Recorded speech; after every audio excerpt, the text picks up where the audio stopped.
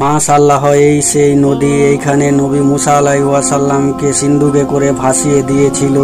এই যে রাজপ্রাসাদটি দেখতে পাচ্ছেন, এটি হলো ফেরাউনের রাজপ্রাসাদ। এখানে আসিয়া ফেরাউন বসেছিল, তখনই মুসা নবীর সিন্ধুক এসে ওই ঘাটের মধ্যে আটকে গিয়েছিল, ওইখান থেকেই তুলে নিয়ে গিয়েছিল।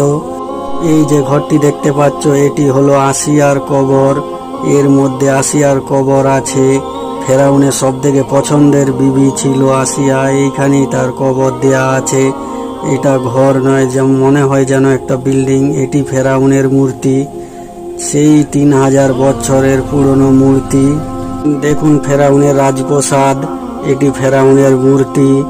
আজ অবধি কিভাবে অক্ষম অবস্থায় দাঁড়িয়ে আছে। মিশরের মধ্যে এটি দেখতে পাবেন আপনারা। এইখান থেকে পাথর নিয়ে গিয়ে মূর্তি বানিয়েছিল